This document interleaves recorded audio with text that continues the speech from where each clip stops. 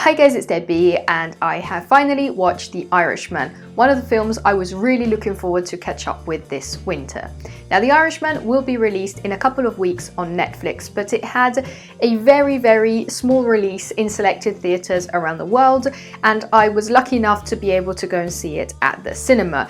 And I am here to speak about it because I highly recommend it. Although we are by now accustomed to hearing the title The Irishman, the film is actually presented on screen as I Heard You Paint Houses, which is actually the title of the book on which this film is based, and a metaphor for, let's say, illegal activities. As a matter of fact, The Irishman reunites three of the biggest actors when it comes to huge crime films: Robert De Niro, Al Pacino and Joe Pesci. Via the various combinations of these actors working with one another, we get films such as Goodfellas, A Bronx Tale, Once Upon a Time in America, Casino, and even the second chapter in the Godfather trilogy. These guys have always been there when the plot revolved around topics such as honor, the family, organized crime, immigration to the United States and ties to the home country, often Italy, their identity, violence and faith. And one of the most successful directors when speaking of these topics is Martin Scorsese, who returns as the director for The Irishman in what I believe is by now his nearly 10th film with Robert De Niro. The Irishman is actually based on true facts, the life of Frank Sheeran,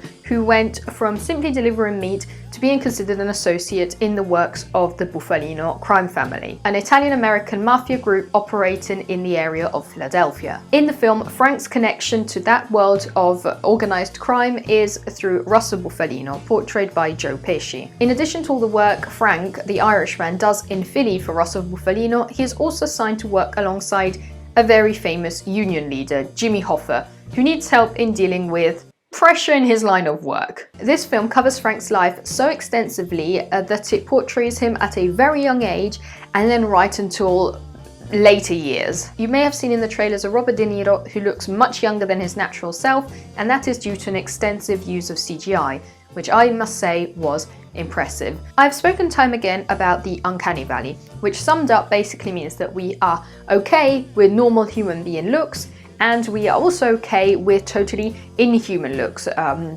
robot for example. But our brain just simply can't withstand something which is nearly human. Think of badly computer-generated characters, slightly off motion capture, the Cats movie. Again, to sum it up quickly, as animals we are naturally wired to instinctively reject anything which we perceive as unhealthy or odd, and we are so used to seeing human faces that we will be immediately repulsed by something slightly out of the ordinary. But I found The Irishman absolutely pleasant to watch. The effects were impressive. The fact that De Niro's character was portrayed over the course of a long time allowed us to actually get to know him, find out more about him, and not only was his character introduced over a lengthy course of time, but also in various aspects of his life, his relationship with his children, with his partners, his work and life before and after the Bufalino connection, his thoughts when he was alone, and all of this put together allowed us to empathize with him more. And that is the effect we have, for example, with the Godfather characters. By watching the lengthy Godfather films, we spend hours with the characters, watching them interact in their personal lives as well as their public ones, and we eventually get to know their personalities, their preferences, their attitudes. These are not just some one-dimensional roles. The problem is that this effect in some movies can make you empathize a little too much with the characters. That is to say that there have been some movies that have depicted organized crime, criminality, violence in a very romanticized manner. Add on some good looks and you've got yourself a loved character. But what films such as The Godfather, Goodfellas, The Departed, The Irishman actually want to prove is that there's nothing to romanticize. These films are actually good because they challenge you. They make you empathize with the characters. There's the morbid fascination with the idea of gangsters, the curiosity. Many of the characters have some strong personality traits that we easily remember. They deliver many stereotyped cultural traits from their home country. There are long dialogues that get us caught up in the action. But then the plot just slams on you the reality that these characters are straight on messed up. You watch the Godfather trilogy and think, yeah, I can see why Michael Corleone might have decided to do that. You watch Goodfellas and laugh at Joe Pesci beating the last breaths out of a character. You watch The Irishman and begin to empathize with Robert De Niro's character. Scarface. Think of all the messed up stuff Al Pacino's character did in that film. He was so drenched in the cultural background of the movie, with a catchy soundtrack, some great cinematography, add on some gold-coated objects and a luxury bath, and you've got yourself one of the most iconic characters in film history. But Brian De Palma definitely wasn't going to let us get away without reminding us what the character actually did. So all of this is to say that if you enjoy gangster-style movies, you enjoy the epic old but gold crime films with these actors, then you're in for a treat. Because The Irishman has a very mature and well thought approach to the topic, weighing in on the one hand the engaging factor, the fun, the curiosity, and on the other hand the dark reality of what the plot actually covers. And as I was mentioning earlier, The Irishman also goes beyond that, as it expands from a simple gangster story to a lifetime of ties, friendships, relationships, love stories, connections, becoming nearly a biography. Obviously, a film of this size comes at a cost: the length. The running time of The Irishman is a whopping 3 hours and a half. Now, I have no problem with long films.